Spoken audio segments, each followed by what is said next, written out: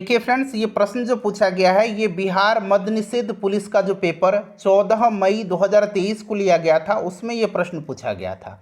और बिहार मद्य निषेध पुलिस का भी जो एग्ज़ाम पैटर्न होता है वो क्लास 10th लेवल पर ही आधारित होता है। और इस बार बिहार पुलिस कांस्टेबल का भी एग्ज़ाम क्लास 10th लेवल पर आधारित ही होगा। और इसी तरह के प्रश्न जो हैं आपके बिहार पुलिस कांस्टेबल के एग्ज़ाम में भी देखने को मिलेंगे। देखिए प्रश्न कितना अच्छा पूछा गया था कि जीवित सरल ऊतक जो पौधे के बढ़ते भागों को सहारा प्रदान करता है वह है।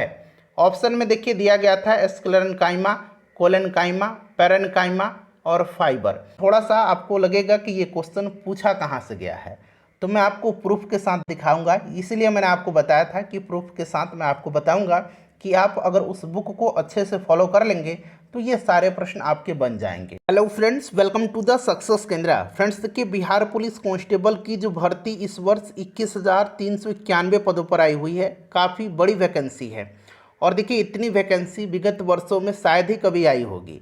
तो यह एक अच्छा अवसर है आपके लिए कि इस बार आपका सिलेक्शन निश्चित रूप से हो जाए और आपको प्रयास भी सतत करते रहना है आपके एग्जामिनेशन तक।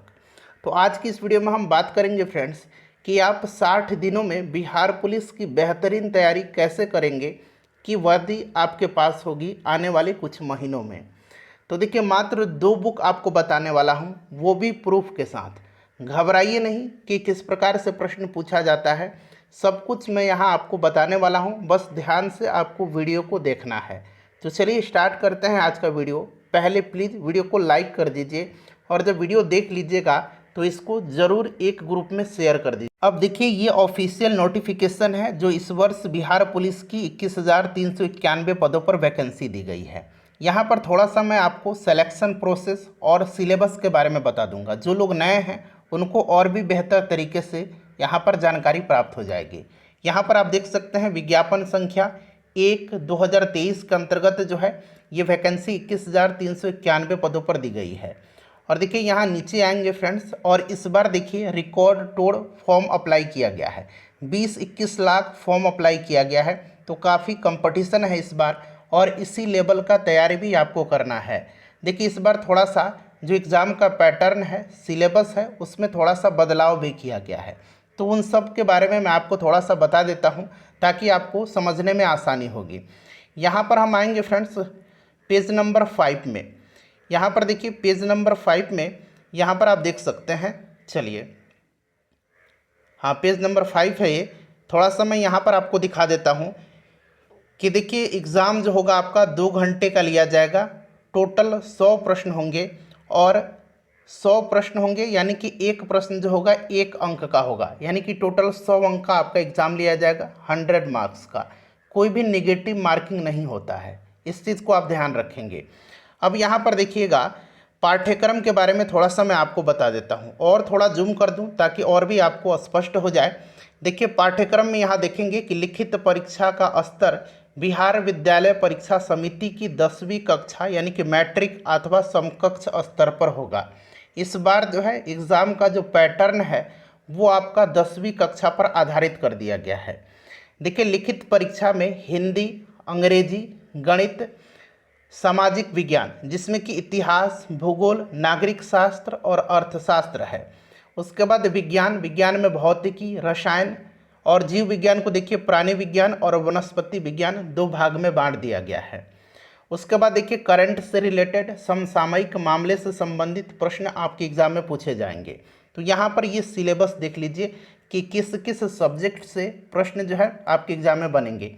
हिंदी, अंग्रेजी और गणित, ठीक है। उसके बाद देखिए इतिहास, भूगोल, नागरिक और अर्थशास्त्र के। विज्ञान में फिजिक्स, केमिस्ट्री, बायोलॉजी, और बायोलॉजी में यहाँ पर देखिएगा प्राणी विज्ञान और वनस्पति विज्ञान स्पष्ट कर दिया गया है। उसके बाद करंट के प्रश्न पूछे जाएंगे और यहाँ पर ध्यान देंगे कि 30% से कम अंक प्राप्त करने वाले अभ्यर्थी शारीरिक दक्षता परीक्षा के लिए असफल घोषित किए जाएंगे। ऐसा नहीं है कि 30% आप अंक ला लेंगे तो आप क्वालिफाई हो जाएंगे, बाकायदा कट ऑफ बनता है, ठीक है। एक मिनिमम यहाँ पर अर्हता अंक जो है दिया गया है। उसके बाद देखिएगा कि लिखित परीक्षा जो होता है मेरिट इस पर नहीं बनता है। सभी लोगों को पता है कि बिहार पुलिस में मेरिट जो बनता है ये फिजिकल पर बनता है। मेरिट फिजिकल पर बनता है, न कि जो रिटन होगा ऑब्जेक्टिव वाला एग्ज़ाम होगा उस पर बनता है। तो ये केवल क्वालिफाइंग होता है और मेरिट जो बनता है ये फाइनल आपका शारीरिक दक्षता में होता है। दूसरा चरण में शारीरिक दक्षता परीक्षा लिया जाता है जिसमें कि दौड़ होता है। दौड़ 50 अंक का होता है और यहाँ पर दिया भी गया है कि कितने मिनट से कम में आप जब दौड़ेंगे तो कितना अंक आपको दिया जाएगा। 5 मिनट से कम दौड़िएगा तो ये 50 अंक दिया जाएगा। टोटल 1.6 किलोमीटर की दौड़ होती है। 5 मिनट से 5 मिनट 20 सेकंड तक दौड़ेंगे तो 40 अंक मिलेगा। 5 मिनट 20 सेकंड से अधिक एवं 5 मिनट 40 सेकंड तक आप दौड़ेंगे तो ये आपको 30 अंक दिया जाएगा। और 5 मिनट 40 सेकंड से अधिक एवं 6 मिनट तक दौड़ेंगे तो आपको 20 अंक दिया जाएगा। और 6 मिनट से आप ज़्यादा ले लेंगे तो आपको जो है डिस्क्वालीफाई यानी कि अयोग्य घोषित, यहाँ पर असफल घोषित कर दिया जाएगा। तो इन सब के बारे में हम बात नहीं करेंगे। फिजिकल में दौड़ होता है, ठीक है। दौड़ के बाद देखिए गोला फेंक होता है। गोला फेंक में भी उसी प्रकार से यहाँ पर निर्धारित किया गया है कि कितना फीट फेंकने पर आपको मैक्सिमम कितना अंक मिलेगा। सभी श्रेणी में, चाहे वह दौड़ हो, गोला फेंक हो या फिर फ्रेंड्स देखिए ऊंची कूद हो, आपको प्रयास करना है कि इसमें जो मैक्सिमम अंक हैं वो आपको गेन करना है। क्लियर है। और फिजिकल टोटल कितने अंक का होता है तो यहाँ पर मैं आपको दिखा देता हूँ। यहाँ पर देख लीजिएगा, फिजिकल आपका 100 अंक का होता है, ठीक है, जिसमें से 50 अंक दौड़ का होता है। उसके बाद देखिएगा गोला फेंक 25 अंक का होता है और ऊंची कूद 25 अंक का होता है। तो 50 दौड़, 25 गोला फेंक, 75 हो गया और 25 ऊंची कूद, यानी कि टोटल 100 अंक हो गए। देखिए अब मैं आपको बताने वाला हूं कि आप इन 2 महीनों में किस प्रकार से बिहार पुलिस के एग्ज़ाम को क्वालिफाई करेंगे।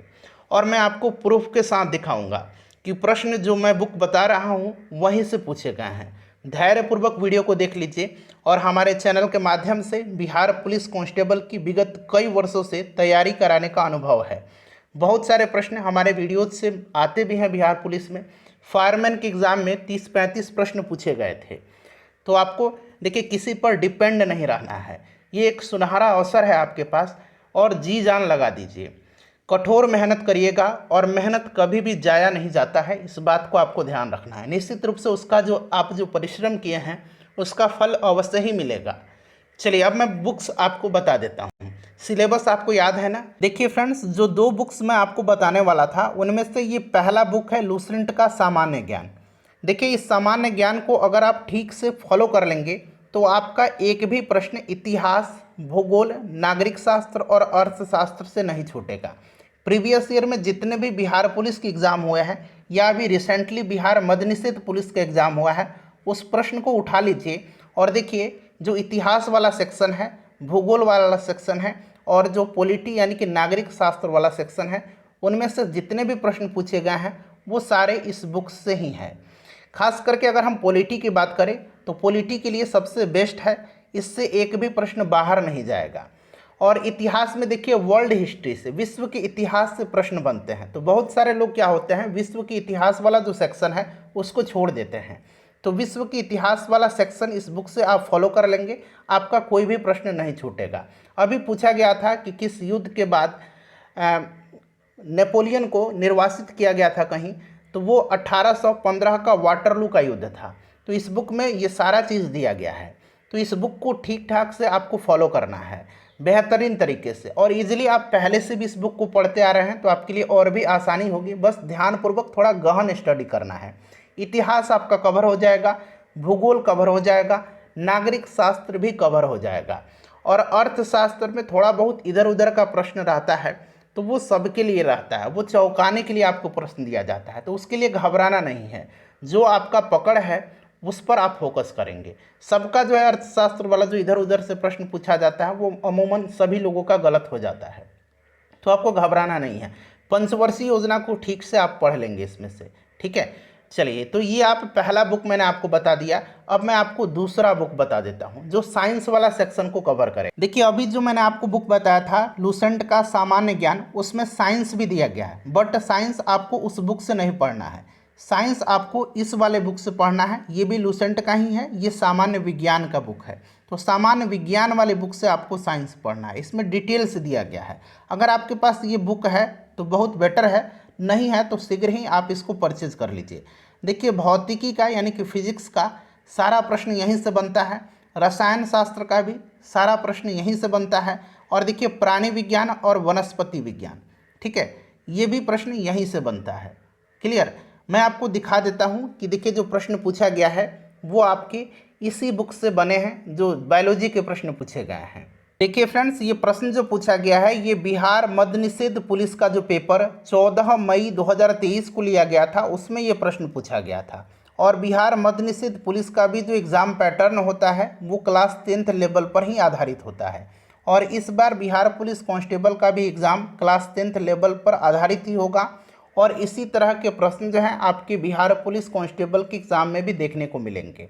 देखिए प्रश्न कितना अच्छा पूछा गया था कि जीवित सरल ऊतक जो पौधे के बढ़ते भागों को सहारा प्रदान करता है वह है। ऑप्शन में देखिए दिया गया था स्क्लेरेन्काइमा, कोलेन्काइमा, पैरेन्काइमा और फाइबर।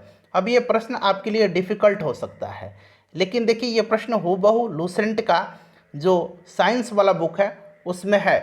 आपको ध्यान से उस बुक का जितना भी थ्योरेटिकल पोर्शन है उसको ध्यान से पढ़ना है। चलिए मैं दिखा देता हूँ, ठीक है। और ये भी एक प्रश्न देख लीजिएगा कि पादप कोशिकाओं में तीक्ष्णता और कठोरता किसके द्वारा प्रदान की जाती है। ऑप्शन में राइबोसोम था, माइटोकॉन्ड्रिया था, गोल्जी उपकरण था और कोशिका रस से भरी रिक्तिकाएँ थी। चलिए मैं आपको बुक का मैंने इमेज ले रखा है, मैं आपको दिखा देता हूँ। देखिए ये लूसेंट जो विज्ञान का बुक है उसी का यह इमेज है। प्रश्न क्या था कि पादप कोशिकाओं में तीक्ष्णता और कठोरता, यानी कि तीक्ष्णता मतलब यहाँ पर देखिए अंग्रेजी में यही शब्द दिया गया था तीक्ष्णता के लिए, ठीक है, टर्जिडिटी। और उसके बाद रिजिडिटी दिया गया था यानी कि कठोरता के लिए। तो देखिए ये क्या है, रसधानी है। और ऑप्शन में क्या था, कोशिका रस से भरी रिक्तिकाएँ, कोशिका रस से भरी रिक्तिकाएँ। तो ये जो रसधानी है इसी में आप देखेंगे कोशिका रस होता है। और यह पादप कोशिकाओं में स्फीति यानी कि तीक्ष्णता और कठोरता प्रदान करती है। तो देखिए ये इसी बुक का प्रश्न है, ये मैंने आपको बता दिया। और दूसरा प्रश्न क्या था, दूसरा प्रश्न था ये कि जीवित सरल ऊतक जो पौधे के बढ़ते भागों को सहारा प्रदान करता है वो है। अब उसका भी मैं आपको इमेज दिखा देता हूँ कि वो भी प्रश्न यहीं से था। कि दूसरा प्रश्न जो मैंने आपको बताया था कि जीवित सरल ऊतक जो पौधे के बढ़ते भागों को सहारा प्रदान करता है वह है। और ऑप्शन में क्या था, पैरेन्काइमा, स्क्लेरेन्काइमा, ठीक है, उसके बाद कोलेन्काइमा था। यहाँ पर देखेंगे ये पैरेन्काइमा दिया गया है, हिंदी में इसको मृदुतक कहते हैं। उसके बाद यहाँ पर देखिएगा स्थूल कोण ऊतक, इसको कोलेन्काइमा कहा जाता है। और यहाँ पर नीचे देखेंगे दृढ़ ऊतक, इसको स्क्लेरेन्काइमा कहा जाता है।